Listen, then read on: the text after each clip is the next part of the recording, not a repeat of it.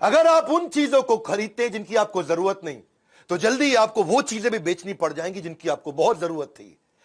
दूसरा, if you can not control emotions, you can not control your money. तीसरा, if you don't find a way to make money while you sleep, then you will have to work until you die। अगर नींद में भी तू पैसा नहीं कमा पा रहा है सोते सोते, तो तुझे सारी जिंदगी काम करना पड़ेगा। नमस्कार, मैं Vivek Bindra, founder and CEO बड़ा बिजनेस.com। आज बात कर रहा हूं वॉरेन बफे की। गेम चेंजिंग वीडियो है। ऐसे मैंने पीछे बहुत पावरफुल वीडियोस दिए हैं अभी आपको। Steve Jobs, Marwari, D Mart, Mary Kom, Gandhi, life in 2050, Singapore, McDonald's, Bengali community, success habits of billionaire, आगे भी दूंगा। कमेंट बॉक्स में आप बता रहे हैं ना, आपके सारे कमेंट्स को पढ़ रहा हूं। तेंदुलकर का जन्मदिन आने वाला है। अजीत डोवाल कैसे इतने बुद्धिमान, क्या क्या किया। पॉलिटिकल रिलेशन सोच रहा हूं मैं, इंडिया, चाइना, पाकिस्तान और यूएस से कैसे इतना राइज कर गया, इतना पैसा कमाया। टेक्सटाइल इंडस्ट्री, कोई और भी हो नीचे बताइएगा। पर आज बात करूंगा ऐसे आदमी का, दुनिया के 4 सबसे अमीर आदमियों में उसका नाम आया पिछले 20 साल तक। कभी रैंक 1, कभी रैंक 2, कभी रैंक 3, कभी रैंक 4। 2008 में दुनिया का सबसे अमीर आदमी था।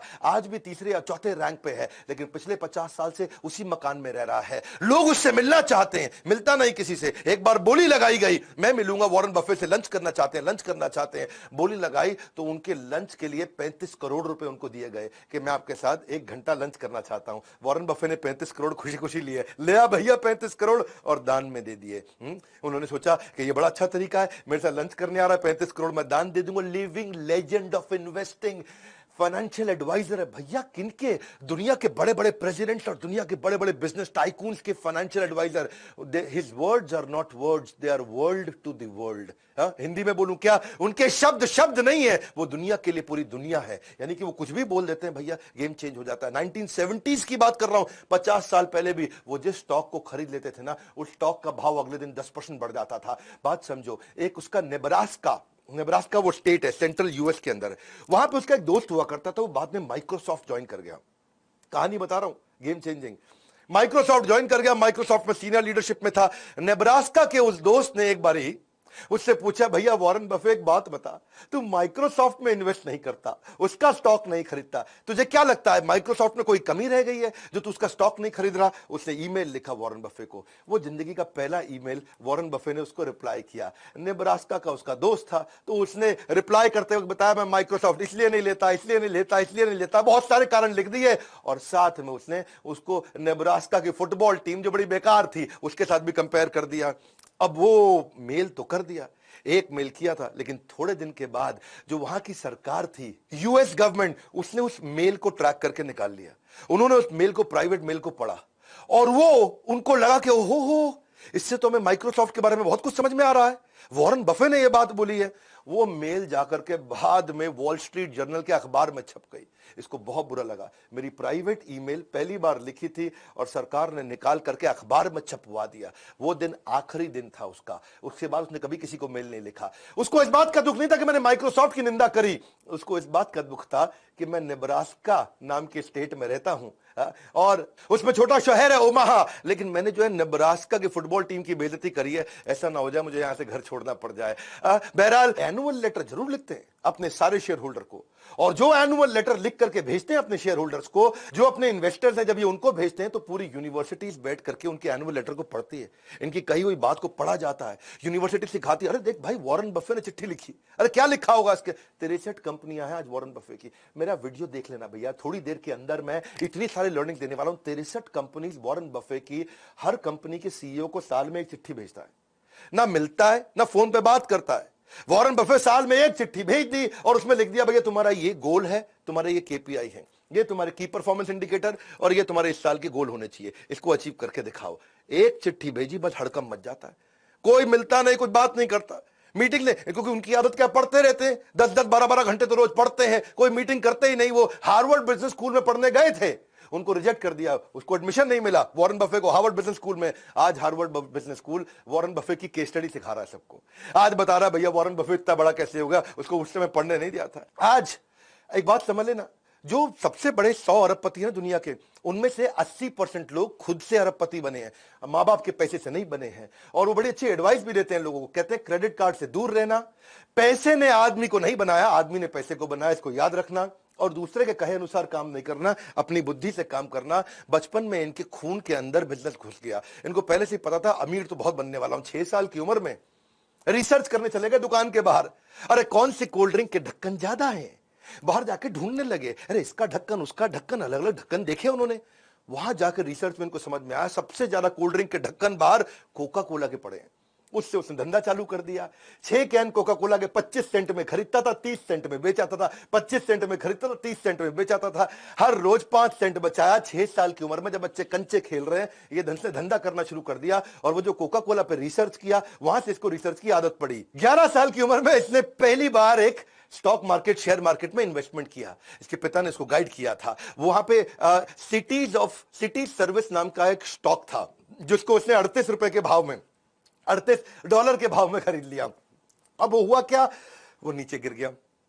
नीचे गिरा, इसको बच्चे टेंशन हो गई, अरे नीचे गिर गया, नीचे गिर गया।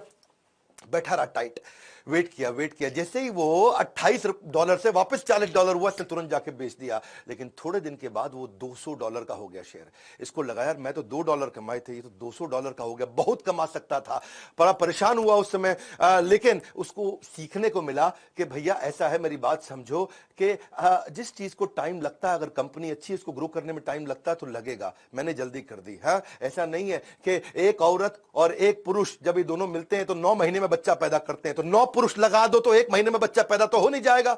या 9 महिलाओं को जोड़ लो इकट्ठे तो भी 1 महीने में बच्चा पैदा नहीं होगा, 9 महीने लगता है। तो मैंने वेट नहीं किया, इसीलिए मैं हारा। ये एक्सपीरियंस उसको लॉन्ग टर्म वैल्यू इन्वेस्टिंग के बारे में समझ में आया। बाकी सारे बच्चे बेसबॉल खेल रहे थे और ये बाइंग स्टॉक्स खेल रहे थे। 16 साल की उम्र में $53,000 कमा चुके थे। कभी कलेक्टर स्टैंप बेचते थे, कभी गाड़ी साफ करते थे, कभी पुरानी गोल्फ की बॉल लेके उसको रिफर्बिश करते थे, कभी जाकर के वॉशिंगटन पोस्ट जो उनका सबसे फेमस अखबार था वहां का उसको बेचते थे। $175 कमाया करते थे रेगुलरली। अपने उस समय के टीचर से ज्यादा कमाते थे। 17 साल की उम्र में पिता ने वॉर्टन भेज दिया, जा भैया वॉर्टन में पढ़ के, सबसे बढ़िया बिजनेस कॉलेज। वॉर्टन गए, थोड़े दिन एडमिशन लिया, पढ़ना शुरू किए। टीचर वहां पढ़ा रहे, छोड़ के आ गए। माँ बाप को बोले अरे इस टीचर से ज्यादा तो मैं जानता हूं, पढ़ने में बहुत तेज थे ना ये, जो टीचर सिखाता था उसे 4 कदम आगे रहते थे, जितना टीचर कमाता था उससे ज्यादा पहले ही कमा लेते थे। 17 साल की उम्र में इसने क्या किया, एक दिन बाल कटाने गया नाई की दुकान पे। भैया बोला बढ़िया बढ़िया बाल काट दो, लेकिन नाई बोला यार मैं वेट कर भैया, अभी 3 आदमी बैठे हैं। इसको समझ में आया लोगों को वेट करना पड़ता है। इसने कर नया बिजनेस आइडिया, 17 साल की उम्र में एक पिन बॉल गेम का बढ़िया बिजनेस आइडिया कर दिया इन्होंने। पिन बॉल गेम कैसा होता है, ये समझो जैसे इंडियन कंचे होते हैं ना, उसका पॉलिश्ड वर्जन। वहां पे टेबल लगा दी, उसमें कंचा छेद में फेंकना रहता है, तो वो निकल पिन बॉल मशीन बोलते हैं उसको। इन्होंने $25 की मशीन ली, जाके नाई को समझाया कि मेरी बात समझ भाई, तेरा इसके अंदर कोई रिस्क नहीं है, नो रिस्क प्रेपोजिशन। पैसा मेरा है, लगेगा, लोग आएंगे खेलेंगे और उनको मजा आएगा, तेरे पास ज्यादा लोग आएंगे, वेट करते वक्त वो खेलते रहेंगे। अच्छा, लोगों को अच्छा लगने लगा। उसमें क्या सिस्टम था कि भाई 5 सेंट डालो और 20 बॉल मिलेंगी, आराम से खेलते रहो। नाई भी फ्री हो गया, बोला नहीं नहीं अभी तो किसी और के बाल काट ले, अभी तो मेरे कंचे चल रहे हैं भैया। वॉरेन बफे ने कहा कि नाई तेरे को पैसे नहीं लगाने। उससे क्या हुआ, जितने लोग थे उसी के यहाँ करके बाल कटाने आते थे, भैया इसी के बाल कटा लो है, क्योंकि यहाँ तो गेम खेलने को मिल जाएगा, वेटिंग नहीं करना पड़ता, बाकी जगह वेट करना पड़ता था। नाई को मजा आने लगा। धीरे धीरे इसने वॉशिंगटन डीसी में सारे के सारे सैलून के अंदर अपनी वो गेम इंस्टॉल करनी शुरू कर दी। $25 से बिजनेस चालू किया, रोज पैसा कमाया, रोज पैसा कमाया, और आने वाले समय में 1 साल के अंदर $1,000 में बिजनेस को बेच दिया। $25 से $1,000। उसके बाद इसको एक दादाजी की कहानी सुनाता हूं। इसके दादाजी ने भी इसको एक बार एक काम पे लगाया था कि आज अपने दोस्त को लेकर के सामान उठाने का, राशन की दुकान थी दादाजी की, इधर से उठा उधर रख, उधर से उठा इधर रख, तेरे को पैसे दे दूंगा। इसने कहा ठीक है दादाजी। हाँ, काम मिल गया। एक और काम में तेज था, बहुत मेहनत करके उठाया, हाथ सूज गए, थक गए, हाथ जम गए, बुरा हाल हो गया, इतना उठाया, इतना रखा। दादा ने 90 सेंट दे दिए, आधे आधे बांट लो। बोला $1 नहीं मिला, 90 सेंट। बहुत गुस्सा आया। इसने सोचा यार दादा बहुत तेज निकला, सही खेल गया यार, है पहले कोई कॉन्ट्रैक्ट नहीं बनाया और बाद में 90 सेंट दे दिया, ये कोई पैसा होता है। उस दिन इसको समझ में आया कि मेरी बात सुनो भैया, पहले ही स्पेसिफिक्स और कॉन्ट्रैक्ट साइन करके ही धंधा करना है किसी के साथ। जब नौकरी भी मांगने जाओ ना, उस दिन जिस दिन नौकरी मिलती है ना, तब नेगोशिएट कर लेना इंटरव्यू में। उस समय जितनी तनख्वाह तय हो गई, उसके बाद कोई नहीं पूछेगा। 1 साल तक तनख्वाह नहीं बढ़ती भैया फिर तो। Big bargaining leverage is greatest when you begin a job. उसके बाद कोई नहीं पूछता आपको। तो ये कहते हैं कि मैं अच्छा इन्वेस्टर इसलिए क्योंकि मैं अच्छा बिजनेसमैन हूं, और अच्छा बिजनेसमैन भी इसलिए क्योंकि मैं अच्छा इन्वेस्टर हूं। रिस्क कहते हैं कि खत्म हो जाता है जब तुमको समझ में आता है तो तुम कर क्या रहे हो, पहले समझ तो लो तुम कर क्या रहे हो। शेयर मार्केट में रिस्क तो उसको होता है जिसको पता ही नहीं वो पैसा कहां लगा रहा है। ये जीनियस नहीं है, केवल इतने जीनियस नहीं, जीनियस तो है ही, जनरस भी बहुत है। जनरस इतने हैं, कहते हैं कि भाई मेरी कमाई का 1% से ज्यादा मैं अपने ऊपर खर्च करूंगा, ऐसा कुछ होने नहीं वाला नहीं, मैंने खाना वही $3 का ब्रेकफास्ट है जी, लेकिन वो 99% दूसरों को दे दिया, उनकी जिंदगी बदल जाएगी। ये अपनी जिंदगी में $3 से ऊपर का ब्रेकफास्ट नहीं किया इन्होंने, और अपनी सारी की सारी चैरिटी लोगों को कमिट कर दी। $37 बिलियन ऑलरेडी दे चुके हैं। कोविड की जो आज वैक्सीनेशन आई है उसमें वॉरेन बफे का बहुत बड़ा कंट्रीब्यूशन, उन्होंने बहुत डोनेशन किया है। ये अपने बच्चों को पूरा पैसा देने में बिलीव नहीं करते, ये कहते हैं कि भाई बच्चों को इंडिपेंडेंट और कॉन्फिडेंट बनाओ, वो खुद ही कमा लेंगे। मैं अपने बच्चों को इतना तो देना चाहता हूं कि उनको लगे कि वो कुछ भी कर सकते हैं, लेकिन इतना नहीं देना चाहता कि उनको लगे कि अब कुछ करने की जरूरत ही नहीं है। इनको हाईएस्ट सिविलियन अवार्ड भी, जैसे अपने भारत रत्न रहता है, वहां प्रेसिडेंशियल मेडल ऑफ फ्रीडम होता है भारत रत्न की तरह यूएस के अंदर, वो उनको बराक ओबामा ने दिया था। बराक ओबामा क्या बोलते हैं, भैया आप मेरी इंस्पिरेशन हो, और ना केवल आप सबसे अमीर हो बल्कि आप सबसे एडमायर्ड और रिस्पेक्टेड भी हो। ये थोड़े लॉयल भी रहते हैं। एक और क्वालिटी बताऊं उनके कपड़ों के मामले में, कपड़े वही पहनते हैं जो एक बार पहन लिए। वैसे चाइना गए थे एक दफा, ये चाइना में वहां एक होटल में रुके हुए, और वहां पे ना एक मैडम ली हुआ करती थी, लोकल दर्जी थी, एक मशीन के साथ में घर में बैठ करके, आसपास किसान की बेटी थी, तब पैसे वाली नहीं थी, तो वो उसने देख लिया वॉरेन बफे को उसी होटल में जाते हुए, और वॉरेन बफे उसके लिए इंस्पिरेशन थे। किसी तरह से होटल के रिसेप्शन से फोन करा के अपने 2 आदमियों से उसने अपॉइंटमेंट ले लिया। वो 2 आदमी घंटी बजा के रूम में घुसे, जाते ही उसका नाप लेने लगे। ला भैया शर्ट का नाप दिखाओ, कोट का नाप दिखाओ, गर्दन देखो, चेस्ट देखो, है जी, पेट देखो कितना है। जितनी देर में वॉरेन बफे को समझ में आता, वो कहते हैं सूट का कलर सिलेक्ट कर लो जी। सिलेक्ट कर लिया, उसने कहा पैसे बताओ, इतने में लड़के चले गए। अगले दिन सुबह क्या जबरदस्त स्मार्ट सूट, एकदम बढ़िया स्टिचिंग का, पहुंच गया वॉरेन बफे के पास, और उससे पैसा भी नहीं लिया, सो गिफ्ट कर दिया, क्योंकि वो मैडम ली जो थी वो उसकी बड़ी फैन हुआ करती थी। तो इसने कहा कि भाई सूट बड़ा अच्छा है, ऐसा करो मेरे को 2 सूट और बना दो। मैडम ली ने 20 सूट उसको 3 दिन के बाद फिर से भेज दिए, और 20 के 20 सूट का 1 रुपया नहीं लिया। वॉरेन बफे बड़ा हैरान हो गया, बोला यार तुम पैसा नहीं ले रहे हो मुझसे। हाँ, लेकिन वॉरेन बफे ने उसको प्रमोट बहुत किया, इतना प्रमोट किया कि उनके दोस्त बिल गेट्स, उसके भी कपड़े आज मैडम ली बनाती हैं, और दुनिया भर के लोग कपड़े बनाती हैं। बर्कशायर हैथवे की जो एनुअल जनरल मीटिंग है वहां पे भी उनको इन्वाइट किया, और बड़ा उनको धन्यवाद किया। और वो दिन है और आज का दिन है, वही 20 सूट है उनके पास। वो पिछले 20 साल से वही 20 सूट अलग अलग दिन बदल के पहनते हैं। ये ऐसे आदमी हैं, अपनी आदतों के साथ लॉयल है, एक जैसा ही ब्रेकफास्ट खाते हैं, वही गाड़ी चलाते हैं, 50 साल से उसी घर में रहते हैं, वही 20 सूट पहनते हैं। यहां तक कि फोन भी उनके पास सैमसंग का वही फ्लिप वाला पुराना है। एप्पल में इनके काफी शेयर हैं, ये एप्पल के 5%, 5.5% के मालिक हैं। तो टिम कुक एप्पल का सीईओ, वो कहता है भैया मैं आता हूं तुम्हारे पास, तुम यार कम से कम हमारी कंपनी के मालिक को एप्पल का फोन यूज करो। उनको एप्पल का फोन आईफोन 11 रिसेंटली दिया उनको, ये लो भैया आईफोन 11, इसको इस्तेमाल करो। वॉरेन बफे बोला ठीक है जी, उसमें उसने नया सिम डाल दिया, वो वाला चेंज नहीं किया, सैमसंग चल रहा है, वो नया सिम डाल दिया। टिम को कहता मैं सिखा दूंगा तुम्हें कैसे यूज करना है। बोला कोई जरूरत ही नहीं है, ये खाली फोन रिसीव करने के लिए रख लिया मैंने, इससे फोन कर लूंगा रिसीव कर लूंगा, मैंने सीखना कुछ नहीं, इंटरनेट तो मैं वैसे नहीं चलाता। उसी तरीके से चलते हैं। लॉयल्टी कहते हैं कि एक्सपेंसिव गिफ्ट है, मैं जिसके साथ लॉयल हो जाता हूं उसका हो जाता हूं। Do not expect it from cheap people. 91 के हो जाएंगे अभी अगस्त में, लेकिन एनर्जी ऐसी है उनके अंदर, है जी, बच्चों की तरह बातचीत करते, इतना एक्साइटेड रहते हैं हर समय। और किसी ने उनसे पूछा भैया आप इतने एनर्जेटिक कैसे रहते हो, बर्गर भी खाते हो, आइसक्रीम भी खाते हो, 91 की उम्र में, 91 रनिंग चल रहा है। बिल गेट्स तो कहते हैं इनके पास 30 साल की उम्र के लड़के की शार्पनेस है, 10 साल के लड़के की उम्र की मुस्कुराहट, ऐसा मिस्चीवियस स्माइल है, और 6 साल के बच्चे की खाने पीने की आदतें हैं। हाँ, ये क्या कहते हैं, 6 साल के बच्चे का डेथ रेट सबसे कम है, तो उसी की तरह खाओ, मजे मारो, कोई दिक्कत नहीं, मेंटली एकदम फिट, और रोज आधा घंटा वर्कआउट पक्का करना है इनको। बिल गेट्स के साथ बड़ी दोस्ती हो गई इनकी, वो उसकी तो बड़ी जबरदस्त कहानी। बिल गेट्स की जो माँ थी ना, मैरी गेट्स ने अपने घर पे एक इवेंट रखा था, उस घर में किसी को बुलाया, तो उसने फोन पे बोल दिया मेरा दोस्त है वॉरेन बफे, उसको लेके आ रहा हूं। मैरी ने बोला ठीक है ले आओ, कोई बात नहीं। अच्छा, दोस्त लगा हुआ था वॉरेन बफे को समझाने में, तुझे बिल गेट्स से मिलवाऊंगा। वो बोला यार बिल गेट्स आईटी का आदमी, इससे कौन बात करेगा।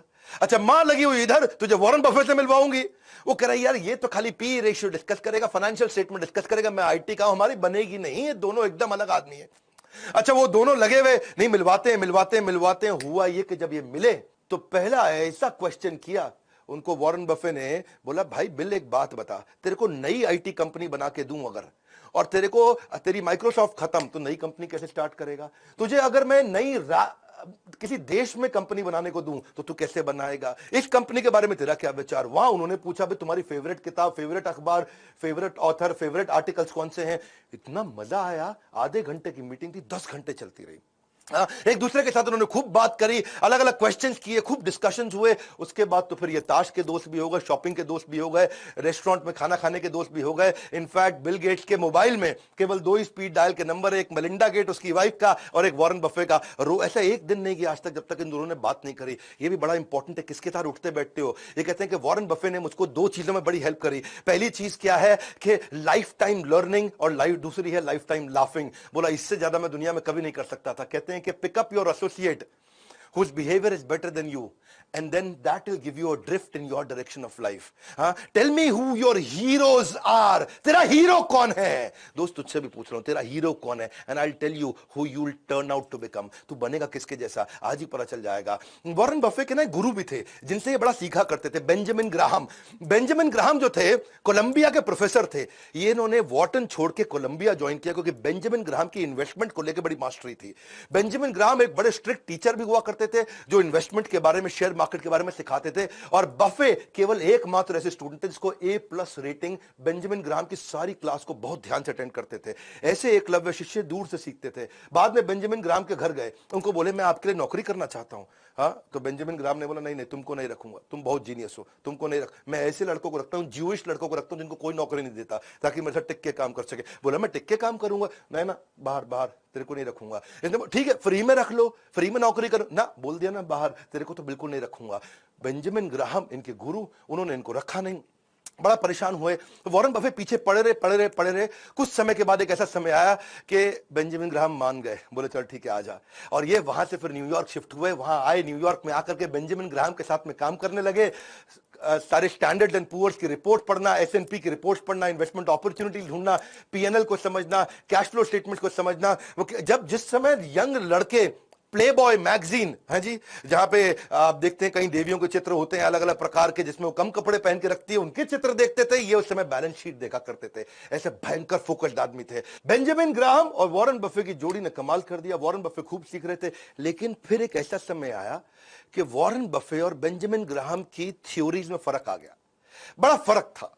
बेंजामिन ग्राहम क्या कहते हैं कि भाई ये खाली बैलेंस शीट और इनकम स्टेटमेंट देखो, कंपनी का कैश फ्लो स्टेटमेंट देखो, बहुत है, इससे समझ में आ जाए कंपनी चल रही है कि नहीं चल रही, चलेगी कि नहीं चलेगी। ये बोले नहीं नहीं, वो क्वांटिटेटिव है, वो नंबर है, मेरे को मैन पावर भी देखनी है, मुझे लीडरशिप भी देखनी है। वॉरेन बफे मानते थे केवल हमारे को परफॉर्मिंग बिजनेस नहीं देखना है, हमें क्वालिटी बिजनेस देखना है जो आगे तक चलेगा। आज चल रहा है मतलब ये नहीं कि आगे चलेगा। बात समझना, शेयर मार्केट के पावरफुल प्रिंसिपल देने वाला। भाई वॉरेन बफे का वीडियो है, मेरे वीडियो बाकियों की तरह तो होते नहीं, गेम चेंजिंग है। क्योंकि यहां बेंजामिन ग्राहम बोलते थे क्वांटिटेटिव मेथड और नंबर चेक कर लो, quantity number, quantitative method number, number समझ लो, समझ आ जाए कंपनी चलेगी। ये बोले ना ना ना, क्वांटिटेटिव के साथ क्वालिटेटिव अप्रोच। उनकी मैन पावर कैसी है, धंधा कैसा है, कंपटीशन कैसा है, लोकेशन कैसी है, कंपनी में जाओ, लीडरशिप से मिलके आओ, बिजनेस मॉडल देखो, इकोनॉमिक मोट देखो, कॉम्पिटिटिव एडवांटेज देखो। मोटा मोटा बफे कहते थे भाई कंपनी चलती कैसे, अंदर घुसो, उसकी लीडरशिप देखो, ईमानदार है कि नहीं। ये कहते थे नहीं नहीं भैया खाली नंबर देखना है। यहां पे इनके झगड़े बढ़ने लगे। और बात वो सही है कि वॉरेन बफे आगे चल के बहुत सफल हुए। जब इनकी बनी नहीं अपने गुरु से तो छोड़ करके ओमाहा वापस आ गए। ओमाहा में आके इन्होंने मकान लिया, फिर वही आज 50 साल पुराना मकान, आज तक वहीं रहते हैं। और यही इन्वेस्टमेंट के इनके सीक्रेट है। सीखना चाहते हो अगला वीडियो में बताऊं, अभी बताऊं, अभी बता दूं तो इनके इन्वेस्टमेंट सीक्रेट पकड़ो फटाफट। इनकी वैल्यू इन्वेस्टिंग फिलॉसफीज क्या है। इनका कहना है कि फेयर कंपनी को बढ़िया सस्ते प्राइस पे लेने से अच्छा है कि किसी बढ़िया कंपनी को फेयर प्राइस पे लो। इनका मानना है भाई कंपनी में दम होना चाहिए ताकि उसके साथ चिपके रह सको, लंबा चलनी चाहिए कंपनी। तो उसकी रिसर्च करना सीख गए, उस पर इन्होंने काम किया। उसके फाइनेंशियल स्टेटमेंट तो पढ़ो, लेकिन उनकी कॉन्फ्रेंस कॉल्स को भी जाकर के सुनो, उनकी मैनेजमेंट को देखो, और फिर बाद में प्राइस आएगा। इनका कहना क्या है कि पहले ये देखो कि लॉन्ग टर्म इकोनॉमिक मोट है कि नहीं है, लॉन्ग टर्म इकोनॉमिक कैरेक्टरिस्टिक्स कैसी है इसकी। इकोनॉमिक मोट का मतलब जानते हो ना, एक वीडियो में बताया मैंने, क्विकली समझाता हूं। जैसे पुराने समय में राजा महाराजाओं के महल होते थे, उस महल के आसपास बड़ी खाई खोद देते थे ताकि कोई दूसरा आदमी आए और अटैक करने लगे तो खाई में गिर जाए। हाँ, ऐसे ही बड़ी बड़ी कंपनीज कुछ ना कुछ ऐसी चीज अपने पास एडवांटेज, कॉम्पिटिटिव एडवांटेज रखती हैं कि दूसरा कॉपी करने लगे तो खाई में गिर जाए, तो कोई दूसरी कंपनी मेरे को कॉपी ना कर पाए। तो ये कंपनी में ढूंढते थे कि ऐसी कोई चीज हो जो लंबे समय तक केवल इसके पास रहने वाली हो, तो उसमें इन्वेस्ट कर देंगे तो लंबे समय तक चलेंगे। तो ये, और बाद में जाके प्राइस देखते थे, कहते प्राइस पहले नहीं देखूंगा, पहले देखो कंपनी में दम है, फिर प्राइस कोशिश करेंगे कि सस्ते से सस्ता मिल जाए। कंपनी की परफॉर्मेंस को चेक करने के लिए उसका रिटर्न ऑन इक्विटी पिछले 5-10 साल का जाके देखेंगे, हिस्टोरिकल परफॉर्मेंस देखेंगे कि भाई कंसिस्टेंटली कॉम्पिटिटर के मुकाबले ये कैसा परफॉर्म कर रही है। बहुत ज्यादा महंगी कंपनी खरीदने में बिलीव नहीं करते रहे, लेकिन एक्सीलेंट कंपनी वो उनका पहला रूल था। कंपनी जो फंडामेंटली चीपर हो अपनी वर्थ से। और उसके बाद क्या है, ये कहते हैं कि भाई गैम्बलिंग तुम करनी नहीं है, क्योंकि गैम्बलिंग से लॉस होएगा ही होएगा। इन्फॉर्म्ड रहो अपने डिसीजन में, सीखो, अपना होमवर्क करके चलो। कंपनी पे कर्जा तो नहीं है कहीं, कर्जे को जरूर चेक करते हैं। हाँ, क्योंकि ये कहते हैं कि अगर कोई आदमी बुद्धिमान ना, स्मार्ट है, तो बिना कर्जा लिए भी बिजनेस कर जाएगा। ये प्रिंसिपल मैंने भी बड़ा बिजनेस में सीखा। आज तक हमने 1 रुपए का कर्जा नहीं लिया और हमारी ऑर्गेनाइजेशन की वैल्यूएशन और रेवेन्यूज कंटिन्यूसली ग्रो किए, क्योंकि फंडामेंटल्स बहुत मजबूत रखे हमने बड़ा बिजनेस के अंदर। इसीलिए आज हमारे आईबीसी भी बहुत ग्रो कर रहे हैं, और यही मैं सारे अपने ट्रेनिंग प्रोग्राम्स में भी सिखाता हूं, हमारे एवरीथिंग अबाउट एंटरप्रेन्योरशिप। इसकी बात बाद में करेंगे। ये कंपनी के प्रॉफिट मार्जिन को देखते हैं। 2 बातें हैं, एक, अच्छा प्रॉफिट मार्जिन है, इसका मतलब कंपनी बढ़िया है। लेकिन दूसरा, अगर प्रॉफिट मार्जिन हर साल बढ़ रहा है, इसका मतलब कंपनी के ऑपरेशंस और खर्चों पे बड़ा कंट्रोल भी रखा हुआ है। ये कहते हैं कि लॉन्ग टर्म अपॉर्चुनिटी वाली ऐसी कंपनी ले लो जिसके साथ टिके रहो, 20% कम से कम ग्रोथ देनी चाहिए स्टेबल तरीके से। फाइनेंशियल स्टेटमेंट उसकी देखो, एनालाइज करो, उसके सारे के सारे करंट और पास्ट परफॉर्मेंस को पहले पूरा झांक लो। If you don't feel comfortable in making the rough estimate के कितना कमा के देगी, तो उसको खरीदना भी मत। इनकी आदत भी ऐसी है कि डीप डाइव करेंगे उसकी वैल्यूएशन में, तभी तो रोज 10 से 12 घंटे पढ़ते हैं, 500-500 पेज रोज पढ़ते हैं। वॉरेन बफे तो मैंने सक्सेस हैबिट्स ऑफ बिलियनियर की वीडियो में बताया था, वॉरेन बफे से ज्यादा लर्निंग किसी ने नहीं किया। पूरी दुनिया इनको अपना गुरु मानती है इस मामले में कि ये सीख सीख के आगे बढ़े, क्योंकि और कोई तरीका नहीं था। ये कहते हैं कि अगर बिजनेस अच्छा रहेगा ना, तो स्टॉक अपने आप चलेगा, उसका प्राइस अपने आप बढ़ता चला जाएगा।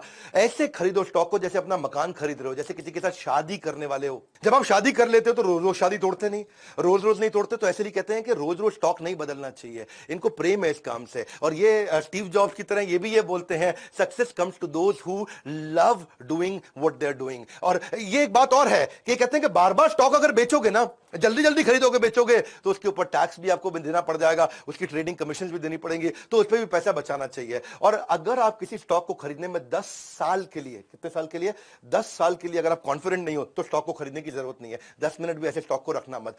Calling someone who does this trading every day, जो रोज रोज करता हो और कहता हो कि हाँ जी मैं तो ट्रेडर हूं, बढ़िया इन्वेस्टर हूं, तो कहता है ऐसे ही जैसे हर बार नई लड़की के साथ रात को सोएगा और अपने आप को कहता है कि मैं बड़ा रोमांटिक हूं। ये तो रोमांटिक नहीं है, तो सेक्स एडिक्ट है। ऐसे ही जो रोज रोज शेयर मार्केट में खरीदता बेचता है, वो क्या है, वो इन्वेस्टर नहीं है, वो एक नॉर्मल रूटीन ट्रेडर है। Never invest in a business that you can not understand. एक बार समझ लो बिजनेस को, इसके कई प्रिंसिपल्स हैं, वो आपको भी सीखने चाहिए। तभी आप एक बढ़िया पावरफुल इन्वेस्टर बन सकते हो, ये सीखना जरूरी है। Investment in a number of mediocre business नहीं चाहिए है, क्योंकि वो फिर आपकी क्वालिटी इन्वेस्टमेंट्स की को डाइल्यूट कर देगा, क्योंकि पैसा तो आपके पास लिमिटेड है। ये कहते हैं मैं हजारों कंपनीज को पहले एनालाइज कर लेता हूं और उसके बाद फिर जाकर के बढ़िया से चूज करके इन्वेस्ट करता हूं। क्यों? इनका रूल क्या है? Rule number 1, never lose money, और rule number 2, never forget the rule number 1। ये बड़ी इंपॉर्टेंट चीजें हैं। ये इनकी खास बात क्या है, आप समझ लीजिए कि 500 पेज पढ़ने का जो इनका सिस्टम है रोज का, the more you learn more you earn, ये प्रिंसिपल है। Best investment that you can make is investment on your own self, ये वॉरेन बफे का कोट है। हमने भी इसीलिए एक नया कॉम्बो तैयार किया आपके लिए। अगर आपने वीडियो पूरा देखा है तो मतलब आपका इन्वेस्टमेंट में, ग्रोथ में, पैसा कमाने में, पैसिव इनकम में इंटरेस्ट है। तो हमने कुछ नए कोर्सेज जो लॉन्च किए थे, उसका इंट्रोडक्शन जल्दी दे देता हूं आपको। गोल based financial planning, stock market, personal finance, mutual fund, finance for non finance, debt management, working capital, passive income, angel investing और रिस्क मैनेजमेंट, यानी कि 7 प्रकार के फाइनेंशियल रिस्क होते हैं। इसका कॉम्बो हमने सारे कोर्सेज अवेलेबल कर दिए। आज 40 से ज्यादा ज्यादा कोर्सेज लॉन्च कर चुके हैं, हर महीने 10 नए कोर्स लॉन्च कर रहे हैं। अगर आप आईबीसी हैं, ये सारे कोर्सेज फ्री हैं। अगर आप लाइफ टाइम मेंबर हैं, ये सारे कोर्सेज फ्री हैं। अगर आप ये नहीं है तो ये बोर्ड लाइन नंबर है, आप फोन करके पता करिए आपके बिजनेस में। अगर आप रिटेलर हैं तो कौन से नए कोर्स आपको काम आएंगे, अगर आप मैन्युफैक्चरर हैं कौन से काम आएंगे, स्टार्टअप है तो कौन से, हर एक एरिया के लिए, हर इंडस्ट्री के लिए देश के सारे बिलियनियर्स और इंडस्ट्री एक्सपर्ट्स के साथ मिलकर के आपके लर्निंग प्रोग्राम बना दिए और इतना कॉस्ट इफेक्टिव कर दिया कि game changer. Board line number, इस नंबर को सेव कर लो, कभी भी काम आएगा। आपका लाइफ लाइन है, केवल बोर्ड लाइन नहीं है। तो लाइक करके उत्साह बढ़ाइए ना यार। फ्री में इतने पावरफुल वीडियोस देते हैं, एक के बाद एक देते जा रहे हैं, मेरा समय जाता है इसके अंदर। फ्री में कंटेंट दे रहा हूं कंटिन्यूअसली। कमेंट बॉक्स में बताइए अगला वीडियो कौन सा देखेंगे। इस वीडियो को शेयर करिए, लर्निंग इंस्पायरिंग है बहुत। हाँ, if he can do you can too. अगर ये कर सकते तो आप क्यों नहीं कर सकते। वीडियो को शेयर करने के लिए, हमारे चैनल पे हर बार वापस आने के लिए, वर्ल्ड का नंबर 1 एंटरप्रेन्योरियल यूट्यूब चैनल बनाने के लिए, पता है ना कोई नहीं है टक्कर में, पड़े हो किस चक्कर में। विनम्रता के साथ आप सबका हाथ जोड़ के, मुस्कुराहट से बहुत बहुत धन्यवाद।